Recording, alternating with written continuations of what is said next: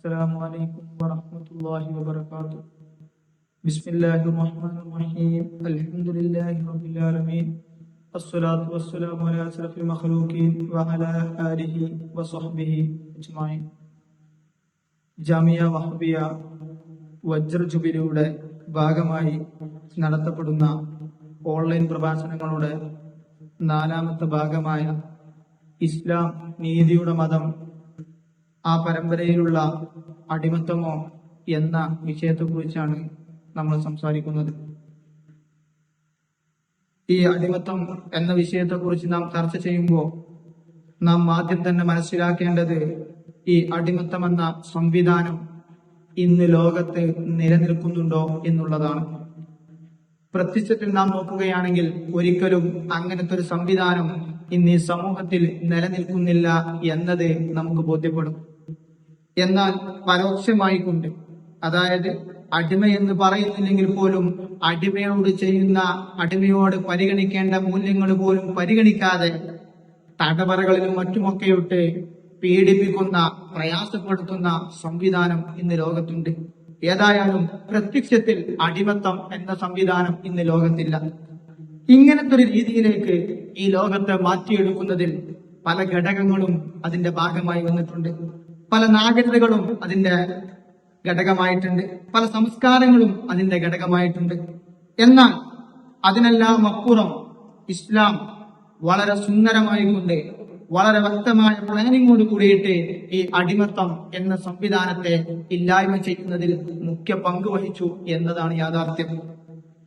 എങ്കിലും ഇപ്പോഴും ഇസ്ലാം വിരോധികൾ, ഇസ്ലാമിനെ വിമർശിക്കുന്ന ആളുകൾ കാര്യമറിഞ്ഞിട്ടാവാം അല്ലെങ്കിൽ കാര്യമറിയാതെ സമൂഹത്തെ തെറ്റിദ്ധരിപ്പിക്കാൻ വേണ്ടിയിട്ടും ഇസ്ലാമിൽ അടിമത്തം എന്ന സംവിധാനം അനുവദനീയമാണെന്ന് പറഞ്ഞുകൊണ്ട് ഇസ്ലാമിനെ ആക്ഷേപിക്കുന്ന സംവിധാനം നാം കേൾക്കുന്നവരാണ്, നാം അറിയുന്നവരാണ്. അതുകൊണ്ട് തന്നെ എന്താണ് ഇസ്ലാമിൽ അടിമത്തം എന്ന സംവിധാനം അനുവദനീയമാണെന്ന് പറയുമ്പോൾ എന്താണ് അതുകൊണ്ട് ഉദ്ദേശിക്കുന്നത് എന്ന് നാം അറിയലും മനസ്സിലാക്കലും അനിവാര്യമാണ്. നമുക്കറിയാം, ആദരവായ നബി മുഹമ്മദ് മുസ്തഫ സല്ലല്ലാഹു അലൈഹി വസല്ലമ തങ്ങൾ ഇസ്ലാം ദീനിന്റെ പ്രബോധനമായി ഈ ലോകത്തോട് കടന്നു വരുന്ന സാഹചര്യത്തിൽ ഇവിടെ ഉണ്ടായിരുന്ന ഒരു സാമൂഹ്യ ക്രമത്തിന്റെ ഭാഗമാണ് അടിമത്തം എന്നുള്ളത്. അതുകൊണ്ട് തന്നെ ഒരു സാമൂഹ്യ ക്രമത്തിന്റെ ഭാഗമായി ഒരു സംവിധാനം ഒരു സമൂഹത്തിൽ ഉണ്ടാകുമ്പോൾ അതിനെ നമുക്ക് ഒറ്റയടിക്ക് ഇല്ലായ്മ ചെയ്യാൻ പറ്റുന്ന ഒരു സംവിധാനമല്ലല്ലോ. അതുകൊണ്ട് തന്നെ നബി തങ്ങളെ സംബന്ധിച്ചിടത്തോളം ഇസ്ലാമിന്റെ പ്രബോധനമായി കടന്നു വരുമ്പോ അവിടെ ചെയ്യാൻ പറ്റുന്ന ഏറ്റവും മുന്തിയ മാർഗം എന്നത് അടിമത്തം എന്നൊരു സംവിധാനം കൂടെ ഉണ്ടല്ലോ. അതിൽ അവർക്ക് വേണ്ട പരിഗണന നൽകുക, അവർക്ക് വേണ്ട പരിരക്ഷ നൽകുക. അതുപോലെ തന്നെ അടിമകളെ സ്വതന്ത്രമാക്കി അടിമകൾ തീർത്തും ഇല്ലാത്ത ഒരു സമൂഹത്തെ അതിനുവേണ്ട സംവിധാനങ്ങൾ ഒരുക്കിക്കൊണ്ട്, അതിനുവേണ്ട സിസ്റ്റമാറ്റിക്കായ സംവിധാനങ്ങളിലൂടെ അടിമയെ മോചിപ്പിക്കുന്ന ഒരുപാട് സംവിധാനങ്ങൾ ഒരുക്കി അതിനു വേണ്ട കാര്യങ്ങൾ ചെയ്യുക എന്നതാണ് ഇവിടെ നടപ്പിലാക്കേണ്ടതും ആദരവായ നബി തങ്ങൾ ഇവിടെ നടപ്പിലാക്കിയതും. അതിന്റെ ഭാഗമായിട്ടൊക്കെ തന്നെയാണ് ഇന്ന് ലോകത്ത് നിന്ന് ഈ അടിമത്തം എന്ന സംവിധാനം ഇല്ലായ്മ ചെയ്തത്. ഇവിടെ പലപ്പോഴും അടിമ എന്ന് പറയുമ്പോൾ നമ്മൾ മനസ്സിലാക്കുന്നത് ക്രൂരമായ അക്രമങ്ങൾക്കിരയാകുക, തന്റെ ഉടമ പറയുന്നത് എന്തും ചെയ്യേണ്ടി വരുന്ന, അതുപോലെ അക്രമപരമായി പെരുമാറപ്പെടുന്ന ഒരു ബലഹീനമായ സാഹചര്യമാണ് എന്നാണ് നമ്മൾ മനസ്സിലാക്കുന്നത്. യഥാർത്ഥത്തിൽ ഇസ്ലാമിൽ അടിമത്തം എന്ന സംവിധാനത്തെ അടിമയ്ക്ക് വേണ്ട ആനുകൂല്യങ്ങൾ കൊടുത്തുകൊണ്ട് എത്രത്തോളം തന്റെ സഹോദരനെ പോലെ തന്നെയാണ് താൻ ഒരു അടിമയെ കാണേണ്ടതെന്നും, മാത്രമല്ല താൻ ഉടുക്കുന്നത് പോലെ അവരെ ഉടുപ്പിക്കണമെന്നും, താൻ ഭക്ഷിക്കുന്ന പോലെ അവരെ ഭക്ഷിപ്പിക്കണമെന്നും നബി തങ്ങൾ ലോകത്തോട് പഠിപ്പിക്കുന്നുണ്ട്.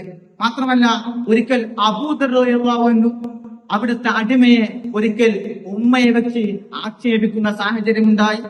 ഈ വിവരം നബി തങ്ങൾ അറിഞ്ഞപ്പോ നബി തങ്ങൾ അബൂദർ തങ്ങളെ ആക്ഷേപിക്കുകയാണ്. എന്തിന്റെ പേരിലാ?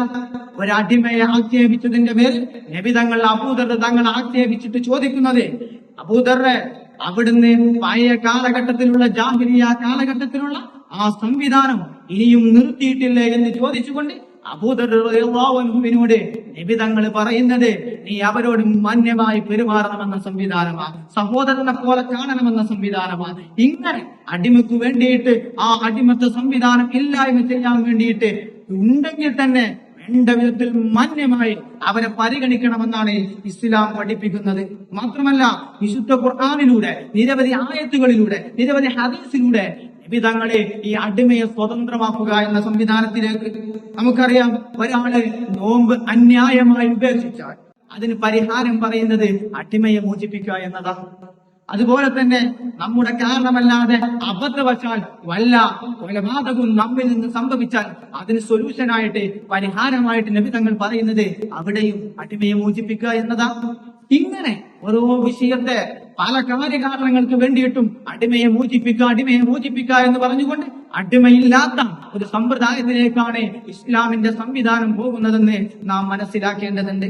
മാത്രമല്ല ഒരാള് തന്റെ അടിമയെ അകാരണമായി ആക്രമിച്ചാൽ, കാര്യമില്ലാതെ ആക്രമിച്ചാൽ അതിന്റെ പരിഹാരവും പറയുന്നത് അവര് ഇതുപോലെ ആ അടിമയെ മോചിപ്പിക്കണമെന്നതാണ്. മാത്രമല്ല ഒരാൾ ഒരു അടിമയെ മോചിപ്പിച്ചാൽ അവനിക്ക് കിട്ടുന്ന പ്രതിഫലമായി പറയുന്നത് അവന്റെ ഓരോ അവയവങ്ങളും ആ അടിമയുടെ ഓരോ അവയവത്തിന് പകരമായി കൊണ്ട് ഇവന്റെ ഓരോ അവയവവും അള്ളാഹു നരകത്തിൽ നിന്ന് മോചിപ്പിക്കുമെന്നതാണ്. അതായത് ഒരു മനുഷ്യൻ അവന്റെ ശരീരം പൂർണ്ണമായും നരകത്തിൽ നിന്ന് മോചനം കിട്ടാനുള്ള ഒരു മാർഗം കൂടിയായിട്ടാണ് ഈ അടിമയെ മോചിപ്പിക്കുന്നതിനെ ഇസ്ലാം കൽപ്പിക്കുന്നത്. ചുരുക്കി പറഞ്ഞാൽ ഒരുപാട് സംവിധാനങ്ങളിലൂടെ സിസ്റ്റമാറ്റിക്കായ, എന്നാൽ സമൂഹത്തിൽ ഒറ്റയടിക്ക് അത് പാടില്ലെന്ന് പറയാതെ പറയാമെന്നൊക്കെ പറയുമല്ലോ, ആ സംവിധാനത്തിലൂടെയാണ് ഇസ്ലാം ഈ കാര്യത്തിൽ കൈകാര്യം ചെയ്തത് എന്ന് നമുക്ക് വളരെ കൃത്യമായി ബോധ്യപ്പെടും. ഇങ്ങനെയൊക്കെയാണെങ്കിലും നാം മനസ്സിലാക്കേണ്ട ഒരു വസ്തുതയുണ്ട്. എങ്ങനെയാണ് ഒരാൾ അടിമയാവുക എന്നത്? ഒരിക്കലും ഒരു സ്വതന്ത്രനെ പിടിച്ചിട്ട് അടിമയാക്കൽ സാധ്യമല്ലല്ലോ. ഇസ്ലാമിൽ അത് നിഷിദ്ധമാണല്ലോ. പിന്നെ അടിമ എന്ന സംവിധാനം വരുന്നത് നമുക്കറിയാം. ഇന്നും ലോകത്തെ രാജ്യങ്ങൾ തമ്മിൽ ഏറ്റുമുട്ടുമ്പോൾ, രണ്ട് രാജ്യങ്ങൾ തമ്മിൽ യുദ്ധം നടന്നാൽ അതിൻ്റെതായ കാര്യകാരണങ്ങൾ ഉണ്ടാകും. യുദ്ധം നടക്കുമ്പോ അതിൽ പിടിക്കുന്ന ആളുകൾ ഉണ്ടാവില്ലേ, അതിൽ അറസ്റ്റ് ചെയ്യപ്പെടുന്ന ആളുകൾ ഉണ്ടാവില്ലേ, ഇവരാണ് അടിമയായി മാറുന്നത്. ഇന്ന് അങ്ങനത്തെ സംവിധാനമില്ലെങ്കിലും നമുക്കറിയാം എന്തെല്ലാം പ്രയാസപ്പെടുത്തലുകളാണ് ഇന്ന് ലോകത്തിന്റെ വിവിധ രാജ്യങ്ങളിൽ അറസ്റ്റ് ചെയ്യപ്പെടുന്ന ആളുകളെ, ഇതുപോലെ യുദ്ധത്തിന്റെ പേരിലൊക്കെ അറസ്റ്റ് ചെയ്യുന്ന ആളുകളെ ഒരു മനുഷ്യനോട് ഒരു മാനുഷിക പരിഗണന പോലുമില്ലാതെ എന്തെല്ലാം അക്രമങ്ങളാ അയച്ചുവിടുന്നത്, എന്തെല്ലാം പ്രയാസങ്ങളാ അവരെ പെടുത്തുന്നത്. ഭക്ഷണം കൊടുക്കാതെ നായിനെ വിട്ട് കടിപ്പിക്കുന്ന, അതായത് ഒരു മനുഷ്യൻ ഒരിക്കലും മനസ്സുകൊണ്ട് ഉൾക്കൊള്ളാൻ പറ്റാത്ത ശിക്ഷാ മുറകളിലൂടെ അവരെ പ്രയാസപ്പെടുത്തുന്നതിലും നല്ലത് ഒരാൾക്ക് ആ പറയപ്പെട്ട സംരക്ഷണത്തിലൂടെയാണ് ഒരാൾ അടിമയാക്കിയിട്ടുള്ള സംവിധാനമാണെങ്കിൽ അതിന് മോചിപ്പിക്കുന്ന സംവിധാനങ്ങളിൽ ഒരുപാട് ശ്രേഷ്ഠതകൾ, ഒരുപാട് ഫലങ്ങൾ ആദരവായ നബി തങ്ങൾ പഠിപ്പിക്കുന്നുണ്ട്.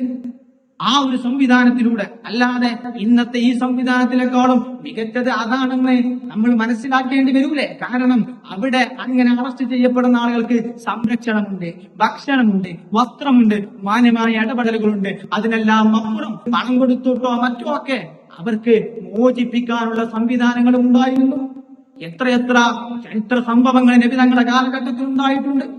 ഒരിക്കലും ഒരു യുദ്ധം നടക്കുന്ന സാഹചര്യത്തിൽ ആ യുദ്ധത്തിൽ സല്ലല്ലാഹു അലൈഹി വസല്ലം തങ്ങളും അനുയായികളും വിജയിക്കുന്ന സാഹചര്യത്തിൽ അതിൽപ്പെട്ട അവരുടെ കൂട്ടത്തിൽപ്പെട്ട ജുവൈരിയ റളിയല്ലാഹു അൻഹു നബി തങ്ങളെ വിവാഹം കഴിക്കാൻ വല്ലാതെ ഇഷ്ടപ്പെട്ടു. അങ്ങനെ ഇഷ്ടപ്പെട്ട് ഈ വിവരം നബി തങ്ങളെ അറിയിച്ചപ്പോ നബി തങ്ങൾ അത് അംഗീകരിക്കുകയും അവരെ സ്വതന്ത്രയാക്കിയതിനു ശേഷം നബി തങ്ങൾ അവരെ വിവാഹം കഴിക്കുകയും ചെയ്തു. ഇതറിഞ്ഞ സ്വഹാബത്ത് അവരുടെ അടുക്കലുണ്ടായിരുന്ന എല്ലാ അടിമകളെയും ഇതിന്റെ പേരില്, കാരണം അവരെല്ലാം ജുബൈരിയ റളിയല്ലാഹു അൻഹുമായി ബന്ധപ്പെട്ടവരാണല്ലോ, അതുകൊണ്ട് അതിന്റെ കാരണമായിട്ട് അവരെല്ലാവരും മൊത്തത്തിൽ എല്ലാവരെയും അടിമത്തിൽ നിന്ന് മോചിപ്പിച്ചു. ഇതിനെപ്പറ്റി ബഹുമാനപ്പെട്ട ആയിഷ ബീവി റളിയല്ലാഹു അൻഹ പറയുന്നുണ്ട്, ജുബൈരിയ റളിയല്ലാഹു അൻഹയെ പോലെ മറ്റുള്ളവർക്ക് ഇത്രത്തോളം സഹായം ചെയ്ത മറ്റൊരു വനിതയെയും ഞാൻ കണ്ടിട്ടില്ല എന്ന്. ചുരുക്കി പറഞ്ഞാൽ ഇസ്ലാം അടിമത്തം അനുവദിക്കുന്നു എന്ന് പറയുമ്പോൾ അതിന്റെ യാഥാർത്ഥ്യം അതിനെ ഈ ലോകത്ത് നിന്ന് ഇല്ലായ്മ ചെയ്യാൻ വേണ്ട മാന്യമായ പരിഹാരങ്ങളിലൂടെ നമ്മെ പഠിപ്പിക്കുന്നു എന്നതാണ് യാഥാർത്ഥ്യം. ഈ വസ്തുത തിരിയാതെ, അല്ലെങ്കിൽ ഈ വസ്തുതയെ മറച്ചു പിടിച്ചുകൊണ്ടാണ് ഇസ്ലാമിനെ ആക്ഷേപിക്കുന്നത് എന്ന് നാം മനസ്സിലാക്കേണ്ടതുണ്ട്. ഇനി മറ്റൊരാക്ഷേപമാണ് അടിമ സ്ത്രീയെ ശാരീരികമായി ഉപയോഗപ്പെടുത്താലോ, ആ രീതിയിൽ അവരുമായി ഇടപഴകാലോ എന്നൊക്കെ സംവിധാനം. ഈ വിഷയത്തെയും നാം പഠനം നടത്തേണ്ടതുണ്ട്. അന്നത്തെ സാമൂഹിക സംവിധാനം എന്നത് ഒരു പെണ്ണിനെ തന്റെ പിതാവ് മറ്റൊരാൾക്ക് വിവാഹം ചെയ്തു കൊടുക്കുമ്പോ ആ വിവാഹം ചെയ്തു കൊടുക്കുന്ന കരാറിലൂടെ ശാരീരിക ബന്ധം അനുവദനീയമാവുകയാണല്ലോ. ഇതുപോലെ തന്നെ ഈ ഒരു സംവിധാനത്തിലും അന്നത്തെ കാലഘട്ടത്തിൽ ഉണ്ടായിരുന്ന ഈ അടിമത്ത സമ്പ്രദായത്തിന്റെ ഒരു ശൈലിയായിരുന്നു, ഒരു രീതിയായിരുന്നു, സാമൂഹ്യ ക്രമമായിരുന്നു ഇതെന്നത്. അതുകൊണ്ട് തന്നെ അത് ആക്ഷേപിക്കേണ്ട ഒന്നല്ല. മാത്രമല്ല, ഇസ്ലാം അവിടെയും അവർക്ക് അടിമകൾക്ക് പരിരക്ഷ നൽകുന്നു എന്നതാണ്. കാരണം ഒരു അടിമ പെണ്ണുമായി ബന്ധപ്പെട്ട് അതിലൊരു കുട്ടി ഉണ്ടായാൽ ആ അടിമയെ അതിനെ വിൽക്കാനോ മറ്റുള്ളവർക്ക് കൊടുക്കാനോ മറ്റൊന്നും പറ്റാത്ത സാഹചര്യമുണ്ട്. മാത്രമല്ല, ഈ ഉടമ മരിക്കലോടെ ആ അടിമ സ്ത്രീയും സ്വതന്ത്രമാവുമെന്നതാണ്. അവിടെയും അടിമയെ സ്വതന്ത്രമാക്കുക എന്ന സംവിധാനമാണ് ഇസ്ലാം പ്രോത്സാഹിപ്പിക്കുന്നത്. ഇതിനെ നാം മനസ്സിരുത്തി ആ കാലഘട്ടത്തിലെ ആ സംവിധാനമുള്ള സാഹചര്യത്തെ മനസ്സിലാക്കി വിലയിരുത്തുമ്പോൾ നമുക്ക് തീർത്തും ബോധ്യപ്പെടും ഇസ്ലാം അവിടെ എത്ര സുന്ദരമായിട്ടാണ് നിലപാടുകൾ സ്വീകരിച്ചെന്നത്. ഇനി നാം മനസ്സിലാക്കേണ്ടത്, ഈ ലോകത്തു നിന്ന് ഈ അടിമത്തം എന്ന സംവിധാനം ഇല്ലായ്മ ചെയ്യപ്പെടുന്നതിന്റെ മുഖ്യ കാര്യകാരണങ്ങളായി വരുന്നത് പണ്ടിവിടെ ആളുകൾ അടിമയാക്കി വെച്ചിരുന്നത് അവരെ കൊണ്ട് ക്രൂരമായി ജോലി ചെയ്യിപ്പിക്കുക എന്ന സംവിധാനമായിരുന്നു. പാടത്തും പറമ്പിലും അല്ലെങ്കിൽ മറ്റുള്ളിടത്തൊക്കെ ജോലി ചെയ്യിപ്പിക്കാൻ വേണ്ടിയിട്ടായിരുന്നു അടിമകളെ ഉടമയാക്കി വെച്ചിരുന്നത്.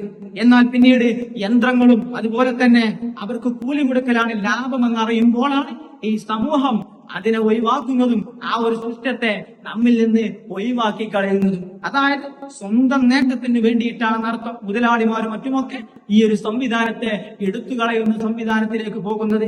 എന്നാൽ അവിടെയെല്ലാം ഇസ്ലാം ആ കാലഘട്ടത്തിൽ തന്നെ, അങ്ങനെ അടിമ സമ്പ്രദായം നിലനിന്ന കാലഘട്ടത്തിൽ തന്നെ ഇങ്ങനത്തെ ഒരു സംവിധാനത്തെ ഇല്ലായ്മ ചെയ്യാൻ, എല്ലാവരും സ്വതന്ത്രമാക്കുക എന്ന സിസ്റ്റത്തിലേക്ക് പോകാൻ വേണ്ടിയിട്ട് ഇനിയില്ല, അങ്ങനെ ഒരു സംവിധാനം ഉണ്ടെങ്കിൽ അവർക്ക് വേണ്ട എല്ലാ പരിരക്ഷയും നൽകണമെന്ന ഒരു സംവിധാനമാണ് ഇസ്ലാം അവിടെ കാണിച്ചു തന്നത് എന്ന് നാം മനസ്സിലാക്കേണ്ടതുണ്ട്. നല്ല ചിന്തയോടെ, നല്ല ബുദ്ധിയോടെ ഒരാൾ ഈ വിഷയത്തെ പഠിക്കുകയാണെങ്കിൽ അതിന്റെ യാഥാർത്ഥ്യം അവർക്ക് ബോധ്യപ്പെടുമെന്നതാണ്. അങ്ങനെ ചിന്തിച്ചു പഠിക്കുന്നവർക്ക് അല്ലാഹു തആല അതിന്റെ കൃത്യമായ സംവിധാനങ്ങളെ പഠിച്ചു മനസ്സിലാക്കാൻ തൗഫീഖ് നൽകട്ടെ. വാഹിറു ദഅവാനാ അൽഹംദുലില്ലാഹി റബ്ബിൽ ആലമീൻ.